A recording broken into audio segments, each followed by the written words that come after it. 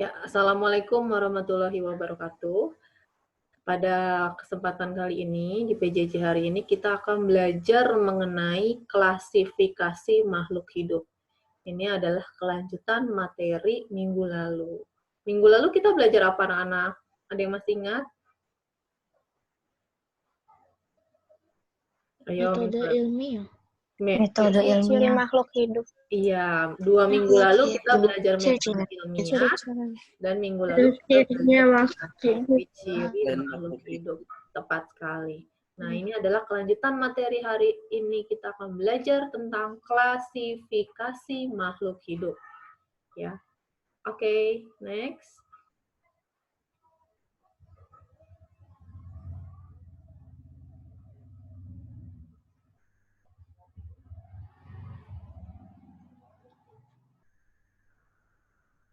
Ya, capaian pembelajaran kita hari ini atau tujuan pembelajaran kita hari ini mau belajar apa sih? Nah, yang pertama yaitu melalui kegiatan diskusi, kalian akan mampu menjelaskan tujuan klasifikasi makhluk hidup.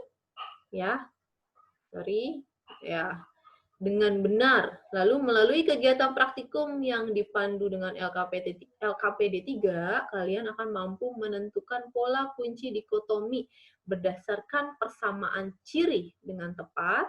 Lalu melalui kegiatan pembuatan kunci dikotomi dengan dipandu LKPD 3, kalian akan mampu membuat kunci dikotom dengan tepat. Kemudian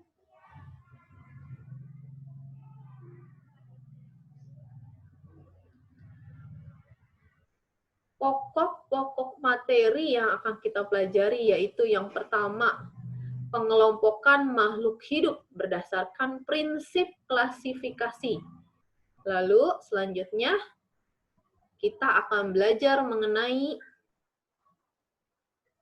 tingkatan klasifikasi makhluk hidup yang disebut dengan istilah taksonomi. Selanjutnya kita akan belajar mengenai tata nama ilmiah makhluk hidup. Lalu kita juga akan belajar kunci dikotomi dan kunci determinasi. Ya, untuk lebih jelasnya, yuk mari kita simak materi-materi tersebut. Yang pertama kita pelajari yaitu mengenai klasifikasi makhluk hidup. Ada yang pernah dengar sebelumnya? Tidak. Apa itu klasifikasi? Ayo, yang tahu silakan boleh jawab, di-unmute. Belum ada yang tahu. Jadi klasifikasi itu. Kenapa? Suatu cara mengelompokkan makhluk hidup menjadi golongan atau unit tertentu. Betul sekali, Valian, Abi, ya. Jadi klasifikasi itu istilah lainnya adalah pengelompokan. Jadi makhluk hidup itu kita kelompokin, ya. Jadi apa itu klasifikasi makhluk hidup? Suatu cara pengelompokan makhluk hidup menjadi golongan atau unit tertentu. Ya, itu yang disebut dengan klasifikasi makhluk hidup. Selanjutnya, ilmu yang mempelajari prinsip dan cara mengelompokkan makhluk hidup ke dalam golongannya itu disebut dengan taksonomi. Ingat-ingat. Jadi ulangi, ilmu yang mempelajari prinsip dan cara mengelompokkan makhluk hidup ke dalam golongannya itu disebut dengan taksonomi. Ya. Itu. Lalu prinsip dan cara mengelompokkan makhluk hidup menurut ilmu taksonomi adalah dengan membentuk takson. Ya, takson itu apa? Nah, nanti kita akan bahas dengan jelasnya mengenai takson dan taksonomi ini. Nah, takson dibentuk dengan jalan mencandra objek atau makhluk hidup. Mencandra itu berarti kita amati dengan panca indera kita, ya. Jadi mencandra objek atau makhluk hidup yang kita teliti dengan mencari persamaan ciri maupun perbedaan yang dapat diamati. Jadi itu, pembentukan takson berdasarkan pengamatan dari ciri persamaan dan perbedaan. dari makhluk hidup tentunya yang kita amati. Lalu kenapa sih kita harus melakukan klasifikasi makhluk hidup? Tentu ada tujuannya, ya. Tujuan dan manfaatnya. Kita bahas tujuannya apa? Yaitu pertama, mempermudah mengenali atau mempelajari makhluk hidup yang begitu banyaknya yang ada di dunia ini dan beraneka ragam sifatnya serta ciri-cirinya. Itu tujuannya. Agar kita mudah ya, ini hewan apa, ini tumbuhan apa, itu tujuan dari klasifikasi makhluk hidup. Selanjutnya, tujuan berikutnya yaitu kita untuk mengelompokkan makhluk hidup berdasarkan persamaan dari ciri-ciri yang dimiliki dari tiap makhluk hidup tersebut. Lalu tujuan berikutnya, kita untuk mendeskripsikan ciri-ciri suatu jenis dari makhluk hidup untuk membedakannya dengan makhluk hidup dari jenis yang lain. Itu tujuan yang ketiga. Berikutnya yaitu untuk mengetahui hubungan kekerabatan antar makhluk hidup. Dan selanjutnya tujuan berikutnya yaitu memberi nama makhluk hidup yang belum diketahui namanya. Itu adalah tujuan kita mengklasifikasikan makhluk hidup. Selanjutnya, ya, tadi adalah tujuan klasifikasi makhluk hidup. Berikut adalah manfaat dari klasifikasi makhluk hidup. Yang pertama, akan memudahkan kita dalam mempelajari makhluk hidup yang sangat beraneka ragam. Tadi yang sudah Ibu jelaskan, di dunia ini sangat banyak terdapat jenis-jenis makhluk hidup yang beraneka ragam. Lalu, manfaat yang kedua, kita dapat mengetahui jenis-jenis makhluk hidup yang ada di bumi. Dan mengetahui hubungan kekerabatan antara makhluk hidup satu dengan yang lain sesuai dengan tujuan yang tadi sudah Ibu jelaskan, itu adalah manfaat dari klasifikasi makhluk hidup. Selanjutnya,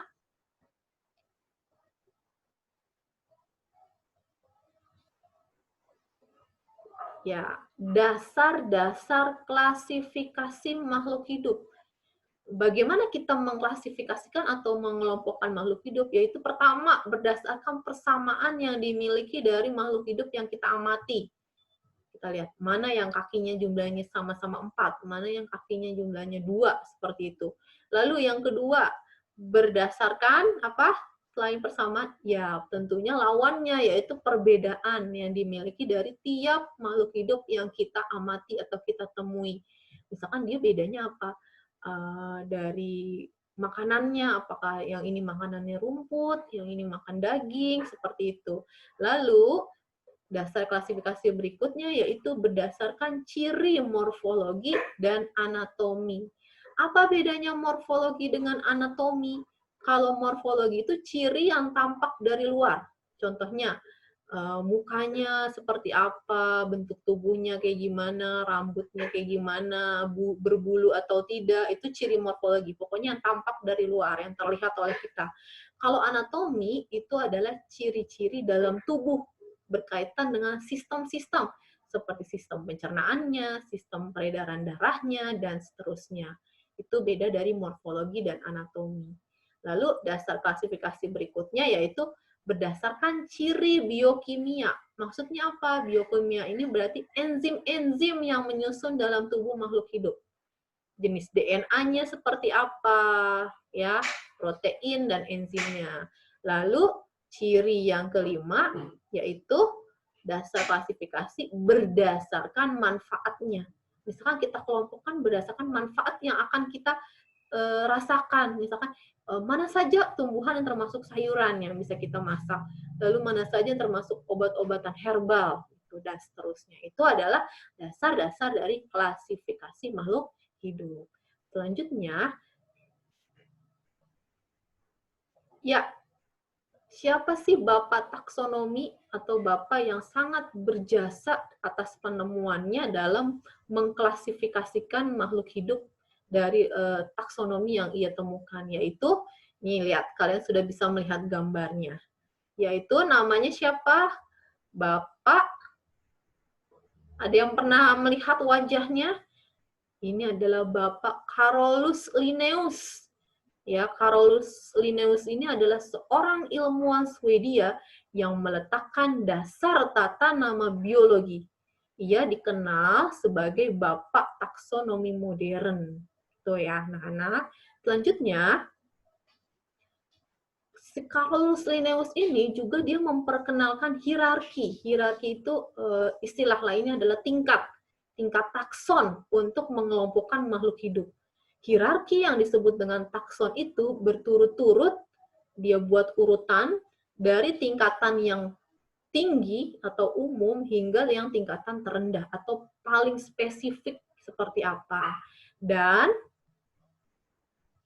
selain menemukan taksonomi tadi, Carolus Linnaeus juga menemukan sebuah sistem penamaan organisme atau makhluk hidup. Nah, sistem ini dikenal dengan nama binomial nomenklatur. Ya, lanjut.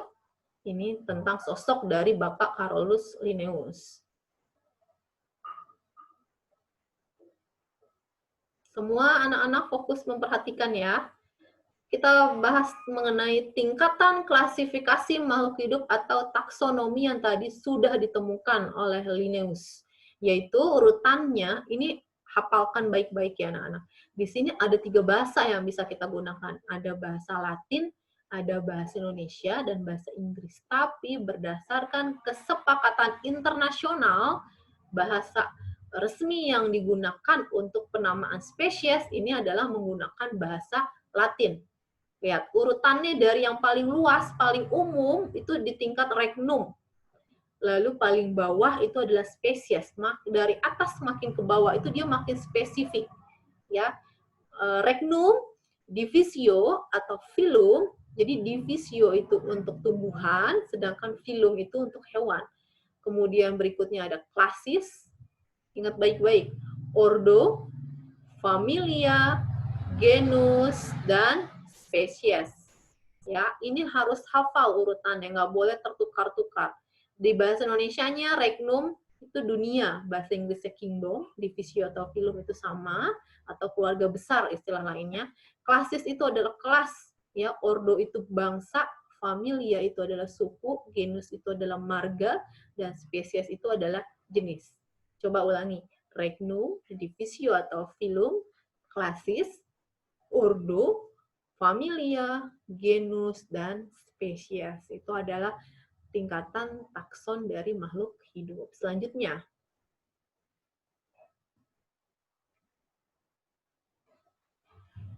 ya ini masih sama tadi hierarki. Ya, Ibu akan lebih menjelaskan mengenai contoh penerapan dari taksonomi si Carolus Linnaeus ini. Ini misalkan kita punya kerajaan.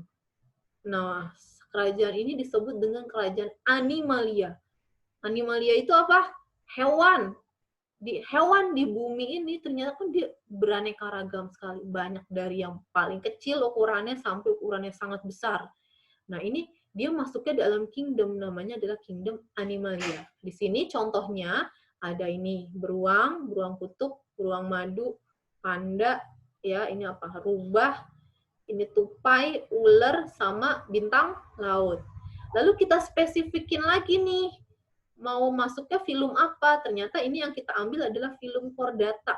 Chordata itu adalah hewan yang memiliki tulang belakang. Jadi nanti ada hewan bertulang belakang, ada hewan tidak bertulang belakang. Yang kita ambil contohnya adalah kelompok hewan bertulang belakang atau chordata. Berarti di semua hewan yang ada di kingdom animalia ini otomatis terbagi menjadi 2 kelompok. Ya, ini contohnya chordata yang kita isi. Jadi yang hilang di sini apa di animalia? Bintang laut. Bintang laut dia tidak memiliki tulang belakang. Selanjutnya kelas atau klasis. Kita spesifikin lagi, ternyata di hewan tulang belakang ini ada beberapa kelas. Ada aves, pisces, apalagi reptil, amfibi, dan mamalia. Nah, yang kita ambil sampelnya ini adalah kelompok mamalia. Dari hewan yang ada di atas di film chordata ini, kita kelompokin lagi yang termasuk mamalia itu apa aja. Ternyata ada 1, 2, 3, 4, 5. Ular ternyata bukan masuk kelompok mamalia. Selanjutnya, dari kelompok mamalia, kita masukin lagi ke ordo atau order karnivora. Karnivora itu apa? Ayo harus tahu. Hewan yang pemakan daging. Makan daging. Iya, hewan pemakan daging. Selain karnivora ada kelompok hewan apa lagi? Herbivora, omnivora, ya. Jadi kita kelompokkan di sini adalah yang termasuk karnivora itu apa saja, ya. Dan herbivoranya nanti kelompok lain berarti hewan apa? Ini yang masuk hewan ordo karnivora. Selanjutnya kita spesifikin lagi yaitu family atau keluarganya yaitu Ursidae. Ya, ternyata Ursidae ini ada 3 yaitu sebentar. Apa itu? Beruang ya. Kemudian kita spesifikin lagi menjadi genus. Genusnya itu yaitu Ursus. Genus Ursus itu ada 2. Ternyata Ursus itu adalah genus khusus dari marga berbagai jenis beruang. Nah, beruang ini kita spesifikin lagi. Ada namanya yaitu spesies atau jenisnya. Yaitu disebut dengan Ursus arctos. Ya. Nah, Ursus arctos ini adalah spesies dari beruang kutub. Jadi, apa itu spesies? Spesies itu adalah makhluk hidup yang dapat melakukan suatu perkawinan yang satu jenis dan dia dari hasil perkawinannya itu bisa menghasilkan keturunan. Itu yang disebut dengan spesies. Ya. Jadi genusnya Ursus, spesiesnya adalah Ursus arctos. Ya. Selanjutnya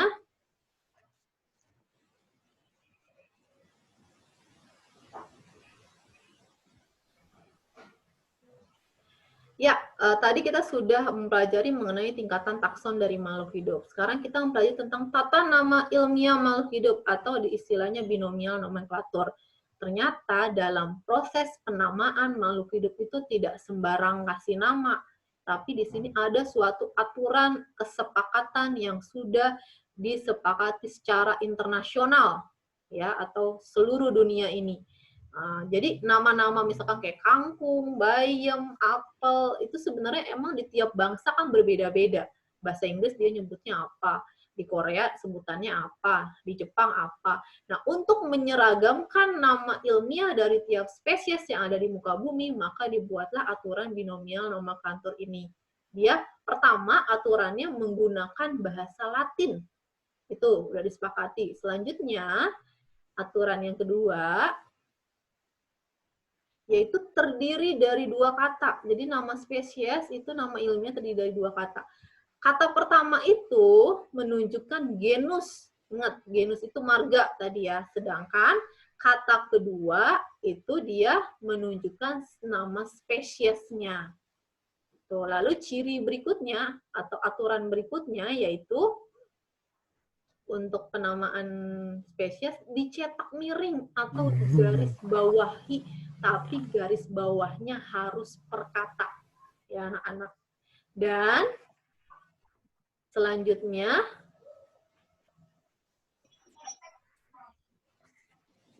aturan berikutnya yaitu selain dicetak miring atau di garis bawah per kata, huruf pertama pada kata pertama. Tadi kata pertama menunjukkan genus atau spesies. Genus atau spesies kata pertama. Ayo.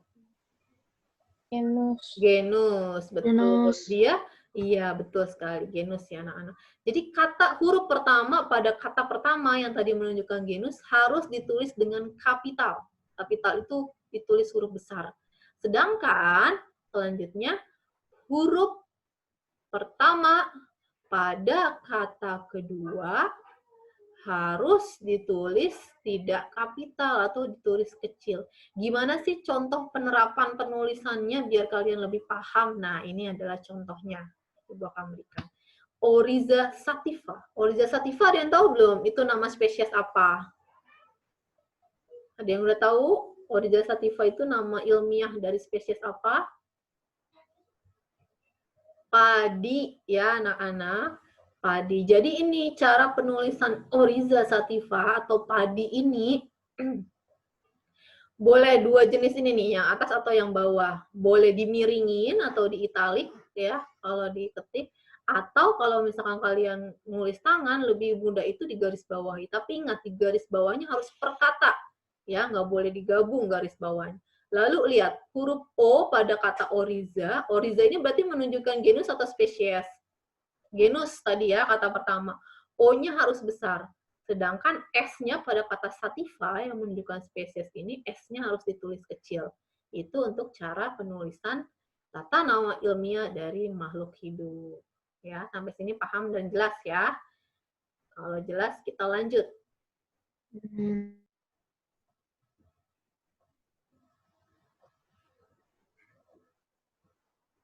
Ya, bahasan kita selanjutnya yaitu mengenai kunci dikotomi dan kunci determinasi. Apa sih kunci dikotomi dan kunci determinasi itu?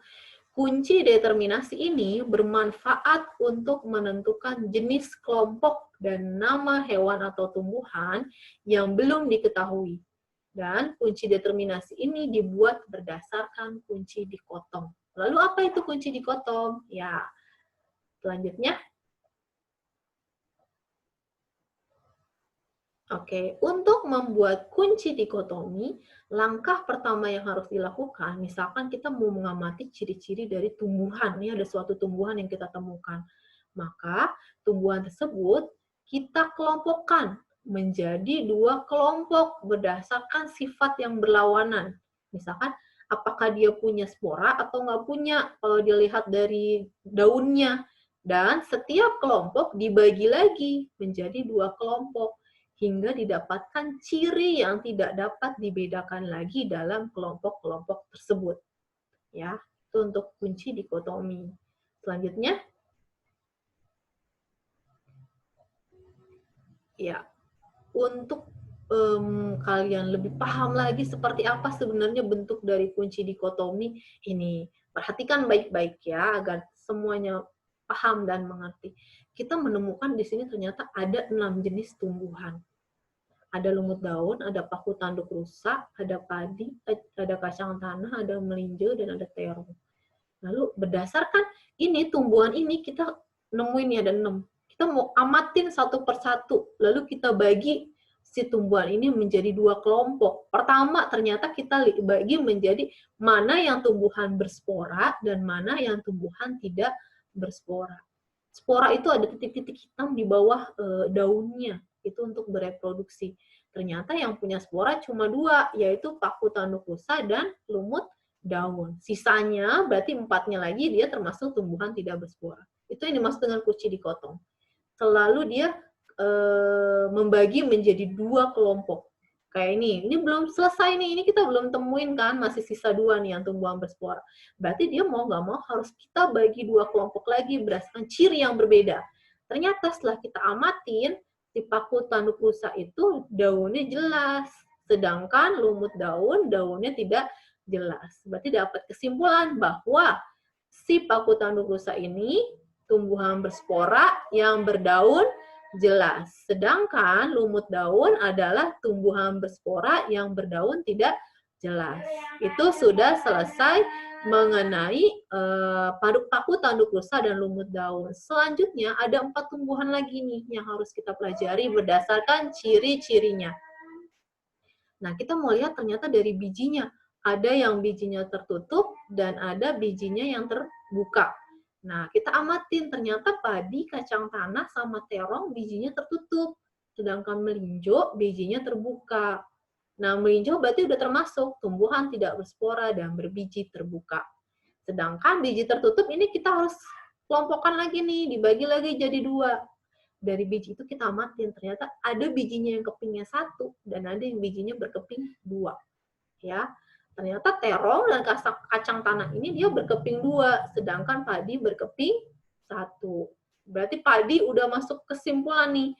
Tumbuhan tidak berspora, biji tertutup, dan berkeping 1. Sedangkan terong dan kacang tanah bisa kita amatin lagi perbedaannya, yaitu misalkan dari bentuk bunga. Ternyata terong bentuk bunganya trompet, seperti trompet, sedangkan kacang tanah bunganya itu berbentuk seperti kupu-kupu atau berbunga kupu-kupu. Berarti ini kesimpulannya, masing-masing sudah kita kelompokkan berdasarkan ciri-ciri yang kita amati. Itu disebut dengan kunci dikotomi. Selanjutnya, setelah kita membuat kunci dikotomi, maka kita tinggal membuat kunci determinasinya. Ya, karena ini berhubungan antara kunci dikotomi dan kunci determinasi. Kalau determinasi, ya dibuat ini. Ada dua pernyataan yang berlawanan tadi. Kalau dikotomi itu kan bentuknya bagan, dibagi dua, bagi dua, bagi dua.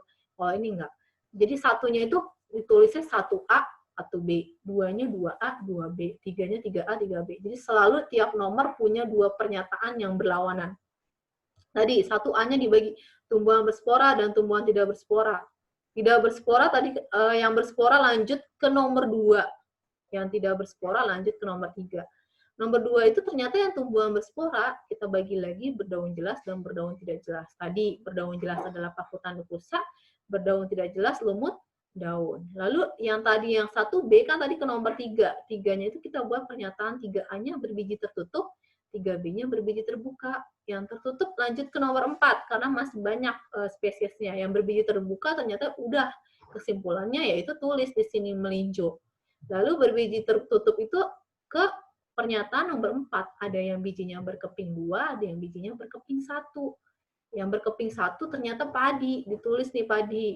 Yang berkeping 2 masih ada beberapa. Kita lanjut lagi untuk mengamati ciri berikutnya. Ternyata dari segi bunga ada yang bentuknya kupu-kupu, ada yang bentuknya trompet. Bentuk kupu-kupu, si bunganya ini adalah ternyata spesies kacang tanah, kalau yang bunganya trompet adalah terong. Seperti itu. Bedanya dikotomi dan determinasi. Lalu berarti kesimpulan dari kunci determinasi ini, kalau ditanyakan bagaimana hasil kunci determinasi berdasarkan pengamatan dari paku tanduk rusak. Ternyata paku tanduk rusak itu adalah tulis 1A seperti ini, koma 2A. Ya, berarti 1A-nya itu berspora, berdaun jelas, hasilnya paku tanduk rusak, gitu ya. Lumut daun berarti 1A, lanjut ke nomor 2-nya 2B, ini lumut daun. Selanjutnya melinjo berarti 1B, 3B, ya, tidak berspora, berbiji terbuka. Lalu padi, kacang tanah, dan terong seperti itu. Caranya sama. Kita lanjut.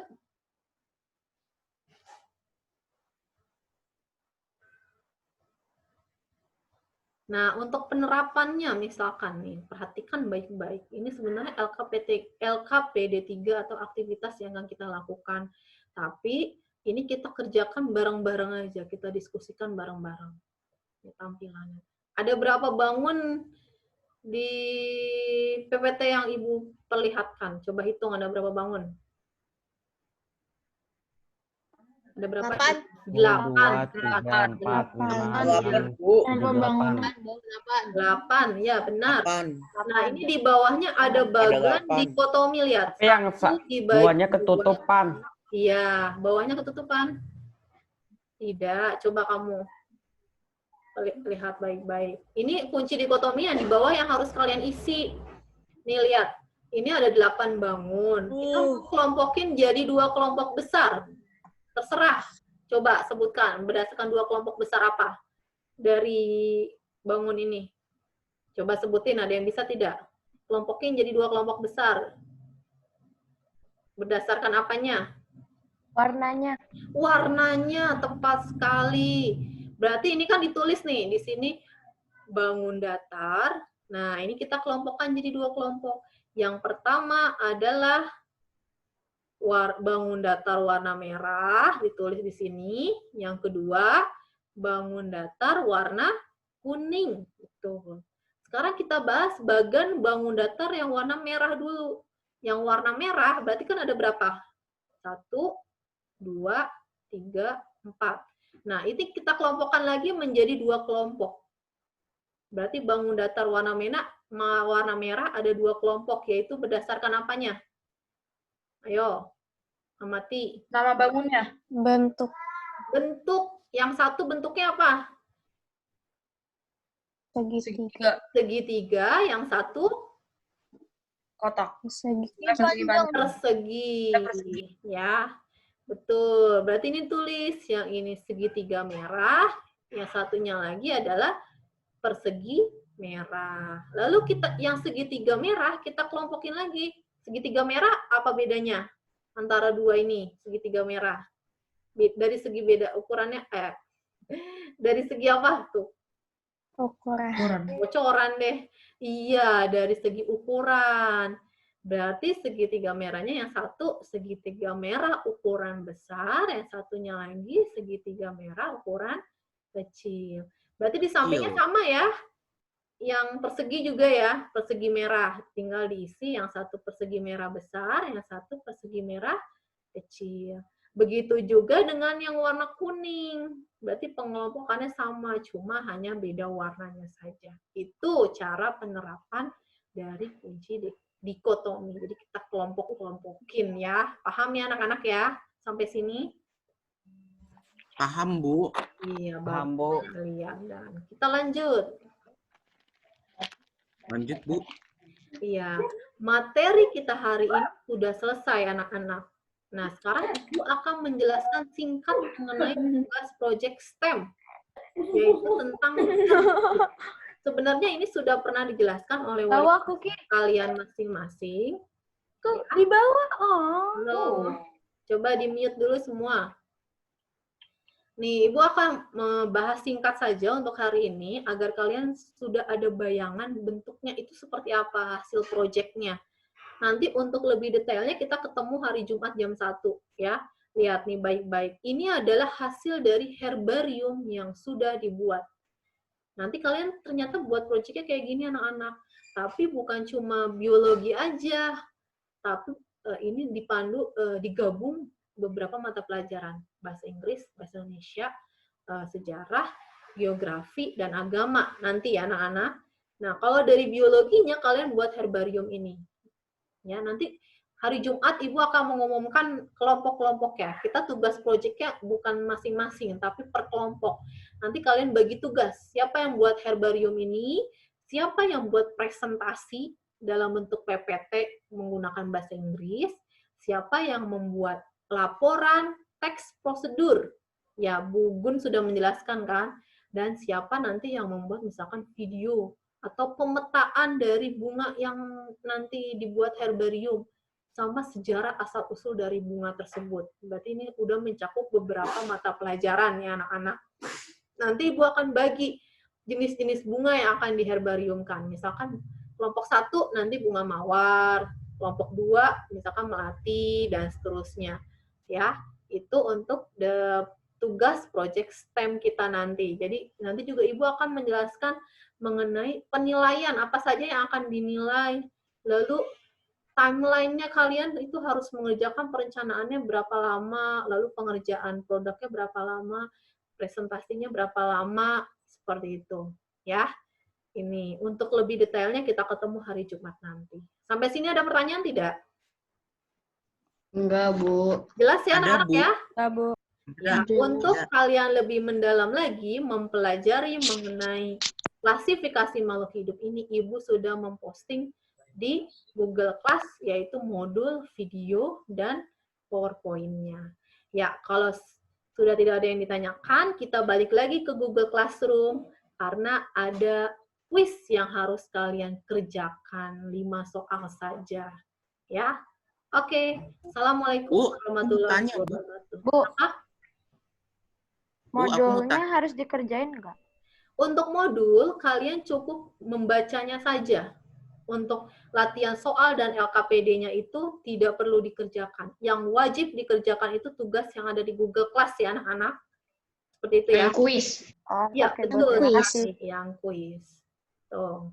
Ada yang tanyakan lagi? Enggak, Bu. Belum Kenapa? di-upload. Quiznya belum di-upload atau udah di-upload? Belum, baru mau Ibu upload setelah kalian live dari Zoom. Ya. Oke ya, jelas ya? Boleh live, Bu. Boleh, silakan. Terima kasih anak-anak. Assalamualaikum Bu, PR-nya juga kapan? Terima kasih juga